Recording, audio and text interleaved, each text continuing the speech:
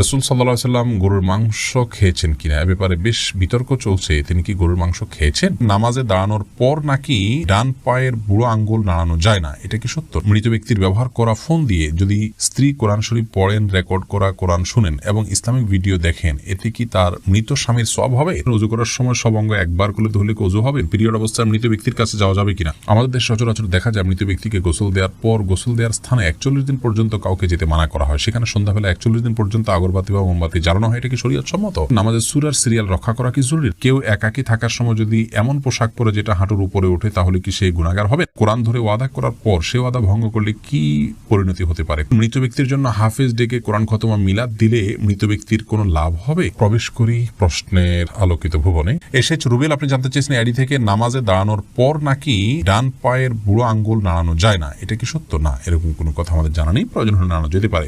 আরিহা ইসলাম জানতে চেয়েছেন, নামাজের সূরার সিরিয়াল রক্ষা করা কি জরুরি? নামাজের সূরার সিরিয়াল রক্ষা করা ফরজ বা ওয়াজিব নয়, তবে সূরার সিরিয়াল রক্ষা করতে পারলে সেটা ভালো। রক্ষা না করে কেউ যদি উল্টা পড়েন, অর্থাৎ প্রথম রাকাতে কথার কথা আলাম তারা পড়লেন, পরের রাকাতে তিনি ওয়াইউল্লাহ পড়লেন, উপরের দিকে গেলেন, তো এটাকে মাকরুহ বলেছেন ফোকা একরাম, কিন্তু এতে সালাত হয়ে যাবে। এমনি আরিফুল ইসলাম জানতেছেন, মৃত ব্যক্তির জন্য দোয়া করার সুন্নাহ পদ্ধতি কি? মৃত ব্যক্তির জন্য আল্লাহ তাআলার কাছে সাধারণভাবে দোয়া করবেন, আল্লাহ আপনি তাকে মাফ করুন, ক্ষমা করুন, ইস্তেগফার করবেন, কায়মন ওয়াক্যে আল্লাহর কাছে তার পক্ষ হয়ে সুপারিশ করবেন, ক্ষমা চাইবেন। এসএচ রুবেল, এছাড়া বিশেষ কোনো পদ্ধতি নেই, একত্র হতে হবে, লোকজন জড়ো করতে হবে, হুজুরদেরকে নিয়ে আসতে হবে, এমন কোনো কথা কোন হাদিসে আমাদেরকে বলা হয়নি। রোশনার খাতুন জানতে চেয়েছেন, মৃত ব্যক্তির জন্য হাফেজ ডেকে কোরআন খতম মিলাদ দিলে মৃত ব্যক্তির কোনো লাভ হবে? মৃত ব্যক্তির জন্য হাফেজ ডেকে কোরআন খতম পড়া, মিলাদ পড়া কোনো শিক্ষা ইসলাম দেয়নি। এটি সম্পূর্ণ আমাদের দেশীয় সংস্কৃতি বা আঞ্চলিক সংস্কৃতি বা আমাদের বানানো সংস্কৃতি। মৃত ব্যক্তি নিজে তেলাওয়াত করলে তার সব তিনি পাবেন, আমরা তেলাওয়াত করলে তার তেলাওয়াত করে তার সব তার জন্য পৌঁছাতে চাইলে সেটি অনকলার মতো জায়েজ আছে, কিন্তু হাফেজ বা হুজুরদেরকে ডেকে এনে তেলাওয়াত করানো এবং তার জন্য পেমেন্ট করা, যেটা আমাদের দেশে প্রচলিত আছে, এটি ইসলাম শরীয়তের দৃষ্টিকোণ থেকে জায়েজ কাজ নয়। যেটি করছেন এবং যিনি করাচ্ছেন সবাই গুনাহগার হবেন। আব্দুল্লাহ সিদ্দিক জানতে চেয়েছেন, কেউ একাকী থাকার সময় যদি এমন পোশাক পরে যেটা হাঁটুর উপরে ওঠে, তাহলে কি সে গুনাহগার হবেন? না, একাকী থাকলে তার হাঁটুর উপরে কাপড় উঠলে গুনাহগার হবেন না। তানজিনা বেগম জানতেছেন, কোরআন ধরে ওয়াদা করার পর সে ওয়াদা ভঙ্গ করলে কি পরিণতি হতে পারে? কোরআন ধরে ওয়াদা করা এটা ওয়াদা করার পদ্ধতি নয়, ওয়াদা এমনিই হবে। আল্লাহর নামে শপথ করতে চাইলে মুখে বলবেন আল্লাহর নামে আমি শপথ করছি, এটা হলো শপথের সঠিক পদ্ধতি। কাকলি শেখ জানতে চেয়েছেন, নিজের বোনের ছেলে বা ভাইয়ের প্রাপ্তবয়স্ক ছেলে কি মাহরাম? নিজের বোনের ছেলে মাহরাম এবং ভাইয়ের প্রাপ্তবয়স্ক ছেলেও মাহরাম, আপন ভাই আপন বোন হলে। আব্দুর রহমান জানতে চেয়েছেন, আমি একজন দর্জি, মহিলাদের পোশাক তৈরি করি, আমি যদি কোনো মহিলাকে তার ইচ্ছা মতো ডিজাইন জামা বানিয়ে দেই আর সে যদি সেটা পরে বেগানা পুরুষের সামনে যায়, দেখে আমার পাপ হবে? যদি এমন হয় যে পোশাকটা বানানোই হচ্ছে পাপের কাজের জন্য আপনি জানেন, তাহলে সেক্ষেত্রে তাকে সহায়তা হবে তার সেটা তৈরি করে দিলে। সেজন্য এটি তৈরি করার ক্ষেত্রে আপনি ডিনাই করা উচিত, এতটুকু এখতিয়ার অধিকার আপনার থাকা উচিত, এবং ইমানি গায়রত যেটাকে বলে, ইমানি আত্মসম্মান বোধ, সেটা আপনার থাকা উচিত। আর যদি এই লেভেলের সমস্যা না হয়, বরং এটা তিনি বাসায় পড়তে পারেন, তার স্বামীর সামনে পড়তে পারেন, বাহিরে পড়তে পারেন, কি করবেন আপনি জানেন না, তাহলে আপনি খুঁচিয়ে খুঁচিয়ে তাকে জিজ্ঞেস করার কোনো প্রয়োজন নেই, এবং এর কারণে আপনার গুনাহ হবে না। তিনি যদি এটাকে অন্যায় কাজে ব্যবহার করেন, ইনশাআল্লাহ আপনার গুনাহ হবে না। মুজাহিদ হোসেন জানিয়েছেন, ওযু করার সময় সব অঙ্গ একবার করলে ধুলে কি ওযু হবে? ওযু হয়ে যাবে, 3 বার করে ধোয়াটা সুন্নাত। কোরআন আলো এর দিকে জানতে চেয়েছেন, ঋণ পরিশোধের জন্য কিছু একটা আমল বলুন। ঋণ পরিশোধের জন্য সবচেয়ে বড় আমল হলো আল্লাহ তাআলার কাছে সাধারণভাবে দোয়া করবেন, চাইবেন, প্রার্থনা করবেন, এবং আপনি সর্বোচ্চ চেষ্টা চালাবেন ঋণ পরিশোধের জন্য। আমাদের অনেক ভাইরা আছেন, নিজের জমি আছে, স্থাবর অস্থাবর অনেক মূল্যবান সম্পদ আছে, সেগুলো দিয়ে ঋণ পরিশোধ করতে চান না। তিনি চান যে ঋণ পরিশোধের জন্য তার সাধারণ উপার্জন থেকে অনেক টাকা হয়ে যাক, অলৌকিকভাবে চলে আসুক, আর তিনি সেটা দিয়ে ঋণ পরিশোধ করে দিবেন। এটা সম্পূর্ণ ভুল একটা পদ্ধতি। আপনার ঋণ পরিশোধ করাটা আপনার জন্য ফরজ, এটা বান্দার হক। অতএব আপনার জমি থাকলে, সম্পদ থাকলে, এগুলো বিক্রি করে আপনি ঋণ পরিশোধ করবেন, এবং সেগুলো বিক্রি করার অপশন থাকলে বিক্রি করবেন। সেগুলো সব ধরে রেখে আপনি চাইবেন যে আল্লাহ তাআলা অলৌকিকভাবে আপনাকে টাকা দিয়ে দিক, সেটা দিয়ে আপনি পরিশোধ করবেন। এটা সম্পূর্ণ দুনিয়ার প্রতি আমাদের মোহ আছে, এবং ঋণ পরিশোধের গুরুত্ব আমরা বুঝি না, সেটা স্পষ্টভাবে প্রমাণ হয় এমন একটি বিষয়। বিধায় এমনটি করা উচিত নয়। সেই সাথে ঋণ পরিশোধের জন্য কিছু দোয়া আছে, আল্লাহুম্মা কফিনি বিহালালিকা আন হারামিকা ওয়াগনিনি বিফাদলিকা আম্মান সিওয়াক। আরও কিছু দোয়া আছে, ইউটিউব বা ফেসবুকে সার্চ দিলে আমাদের অনেকগুলো ভিডিও আছে, দেখে নিতে পারবেন। সেগুলো আপনি আল্লাহর কাছে সাধারণভাবে পাঠ করবেন, ইনশাআল্লাহ সেই দোয়াগুলো পেশ করবেন। আশরাফুল হক শুভ, আপনি জানতে চেয়েছেন, আমাদের দেশে সচরাচর দেখা যায় মৃত ব্যক্তিকে গোসল দেওয়ার পর গোসল দেওয়ার স্থানে 41 দিন পর্যন্ত কাউকে যেতে মানা করা হয়। সেখানে সন্ধ্যাবেলা 41 দিন পর্যন্ত আগরবাতি বা মোমবাতি জ্বালানো হয়, এটা কি শরীয়ত সম্মত? কোনো জায়গায় মৃত ব্যক্তিকে গোসল দেওয়া হলে সেখানে এই প্রথাটি আমাদের সমাজে অনেক ক্ষেত্রেই প্রচলিত আছে যে আগরবাতি বা মোমবাতি ইত্যাদি সেখানে আপনার জ্বালানো হয় এবং সন্ধ্যাবেলা 41 দিন পর্যন্ত এই কাজটি করা হয়, কেউ সেখানে যেতে চায় না, যেতে চাইলে নিষেধ করা হয়। এটি সম্পূর্ণ কুসংস্কার এবং এ ধরনের বিশ্বাসগুলো শিরকি বিশ্বাস, কুসংস্কারচ্ছন্ন বিশ্বাস। এর বেশিরভাগই এসছে হিন্দু সমাজ থেকে। একজন মুসলমানের এই সমস্ত কুসংস্কারকে বর্জন করা উচিত। যেখানে গোসল দেওয়া হবে সে জায়গার বিশেষ কোনো বিধান নাই, সেটা অন্য 10টা জায়গার মতোই একটি জায়গা। আসমাউল হোসনা ফেনু জানতে চেয়েছেন পিরিয়ড অবস্থায় মৃত ব্যক্তির কাছে যাওয়া যাবে কিনা। যাওয়া যাবে, এতে কোনো অসুবিধা নাই। মেহজাবিন জানতে চেয়েছেন বিবাহের উদ্দেশ্যে পাত্রী দেখতে এলে পাত্রীর জন্য কতটুকু সাজগোজ করা শরীয়তসম্মত।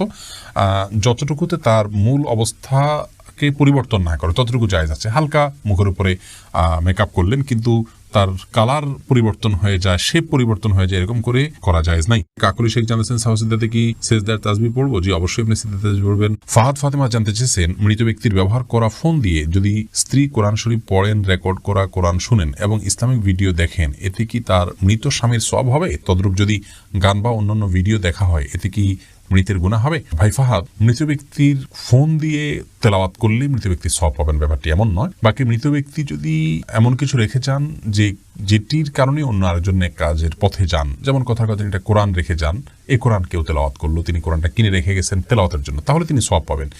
তো মোবাইল তিনি রেখে গেছেন, এই মোবাইল রাখলেই যেটাতে কোরআন তেলাওয়াত করতে হবে এমন তো নয়। এটাতে কেউ কোরআন ডাউনলোড করে পড়ছেন, তেলাওয়াত করছেন, এটি যিনি তেলাওয়াত করছেন তার সওয়াব হবে। আর হ্যাঁ, যে ব্যক্তি মোবাইলটা রেখে গেলেন তিনি তার জন্য সহায়কের ভূমিকা থাকলেন, সেই হিসাবে আল্লাহ তাআলা তাকেও সওয়াব দিবেন, আশা করা যেতে পারে। আর একই কথা গুনাহের ক্ষেত্রেও প্রযোজ্য হবে। বিশেষ করে মোবাইল যদি রেখে যান তো মোবাইলে গান বাজনা শুনতে হবে এমনটি তো বাধ্যতামূলক নয়। কেউ যদি এটা ব্যবহার করে তাহলে এটা একান্ত তার ব্যাপার। এর জন্য মৃত ব্যক্তিকে গুনাহের বোঝা বহন করতে হবে না। জাহিদ আপনি জানতে চেয়েছেন রাসূল সাল্লাল্লাহু আলাইহি ওয়াসাল্লাম গরুর মাংস খেয়েছেন কিনা, এ ব্যাপারে বেশ বিতর্ক চলছে, তিনি কি গরুর মাংস খেয়েছেন? ভাই জাহিদ, প্রথম কথা হলো গরুর গোশত এটি হালাল হওয়ার জন্য রাসূল আকরাম সাল্লাল্লাহু আলাইহি ওয়াসাল্লামের খাওয়া শর্ত নয়। তিনি কোনো কিছু না খেলেই সেটি হারাম হয়ে যাবে, ব্যাপারটি এমন নয়। আল্লাহ রাব্বুল আলামিন কোরআনে হাকিমের একাধিক আয়াতে গরুর গোশত হালাল হওয়ার বিষয়ে ইঙ্গিত দিয়েছেন। যেমন সূরা আনআমের যথাসম্ভব 147 নম্বর আয়াতে আল্লাহ রাব্বুল আলামিন বলেছেন জমিনাল ইবলি ইসনাইনি ওয়া মিনাল বাকারি ইসনাইনি কুল হাররামা ইলা আখির আয়াহ। এই আয়াতে আল্লাহ রাব্বুল আলামিন সুস্পষ্টভাবে গরুর যে গোশত বা গরু এটা হালাল এই বিষয়টিকে আল্লাহ তাআলা ইঙ্গিত করেছেন। গরুর যে আপনার জাকাত কালেকশনের নির্দেশ আল্লাহ তাআলা দিয়েছেন, সেটি কেন যদি সেটি হারামই হয় তার গোশত। এক্ষেত্রে একটি হাদিসের কথা আমরা অনেকে শুনে থাকি এবং বিভিন্ন হাদিসের কিতাবে একটা হাদিস বর্ণিত হয়েছে যে গরুর গোশতের মধ্যে রোগ আছে, ফি লাহমিহি দা ওয়া ফি লাবানিহি দাওয়া।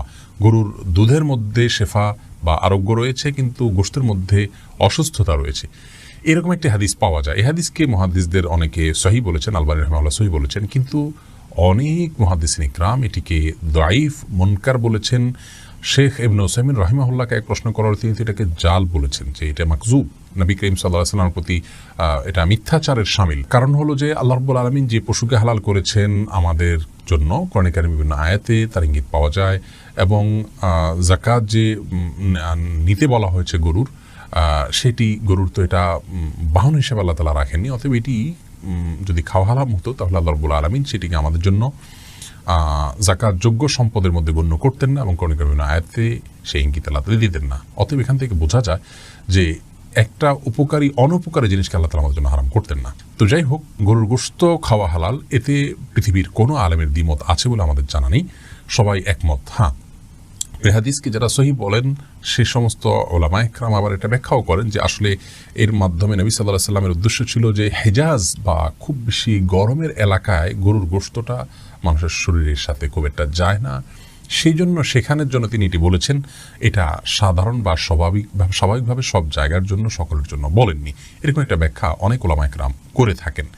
যাই হোক, এখন আসি মূল বিষয়, নবী সাল্লাল্লাহু আলাইহি ওয়াসাল্লাম গরুর গোশত খেয়েছেন কিনা। এই বিষয়ে সরাসরি উনি খেয়েছেন এরকম কোনো রিওয়ায়াত আমার জানা নেই, তবে বুখারী মুসলিমের একটি বর্ণনা আছে, যে বর্ণনা থেকে বোঝা যায় নবী সাল্লাল্লাহু আলাইহি ওয়াসাল্লাম সিরার নামক একটি জায়গায় এসেছেন। সেখানে আসার পর সাহাবায়ে কেরামদেরকে গরু জবের নির্দেশ করেছেন। ফা আকালু মিনহা, হাদিসের ভাষ্য হলো অতঃপর তারা সেখান থেকে খেয়েছেন। তারা সেখান থেকে খেয়েছেন, এখান থেকে সাহাবায়ে কেরাম যে খেয়েছেন এটি স্পষ্ট। নবী সাল্লাল্লাহু আলাইহি ওয়াসাল্লাম তাদের সাথে ছিলেন, অতএব তিনিও খেয়েছেন, সেটাই স্বাভাবিকভাবে এখান থেকে বুঝে আসে। কিন্তু এর মানে এই নয় যে গরু গোশত খাওয়ার বিশেষ ফজিলত আছে এবং যে না খেলে গুনাহ হবে, এরকম বিষয় না। নবী সাল্লাল্লাহু আলাইহি সাল্লাম এবং সাহাবায়ে কেরাম গরু জবে করেছেন। বিশেষ করে নবী সাল্লাল্লাহু আলাইহি সাল্লাম গরু জবে করেছেন আপনার হজে কিংবা কোরবানিতে, এরকম বিভিন্ন বর্ণনা পাওয়া যায়। আমাদের ভারতে যে সমস্ত ভাইয়েরা বসবাস করছেন, আমি বিশেষ করে তাদেরকে বলবো, অনেকে আমাদেরকে দেখছেন ভারত থেকে, আমাদের অনেক দর্শকরা দেখে থাকেন এই অনুষ্ঠান, তাদেরকে আমরা বলবো যে আপনাদের এলাকাগুলোতে যেখানে গরুর গোশত খেতে গেলে, গরু জবে করলে, গোশত সংরক্ষণ করতে গেলে আপনারা জীবন হুমকির মধ্যে পড়ে যায়, এরকম পরিস্থিতিতে আপনারা গোশত খাওয়ার জন্য, গরু গোশত খাওয়ার জন্য কষ্ট করতে চাবেন না। অনেকে মনে করে গরু গোশত না খেলে বোধহয় পাক্কা মুসলমান হওয়া যায় না, এটা খুব অল্প সংখ্যক মানুষ মনে করেন। তো এটি আমাদের ভুল ধারণা। গরু গোশত খাওয়ার জন্য আপনার জীবনকে হুমকির মধ্যে ফেলে দেওয়া এটা কোনো অবস্থাতে উচিত নয়। আপনাকে হালাল জিনিস খেতে যদি বাধা দেয় কেউ, জুলুম এবং আপনার প্রতি নিপীড়নমূলক আচরণ করে, তাহলে সেক্ষেত্রে আপনার জীবন রক্ষার জন্য, জীবন নিরাপত্তার জন্য আপনি এটি পরিহার করলে সেটি আপনার জন্য সম্পূর্ণ জায়েজ।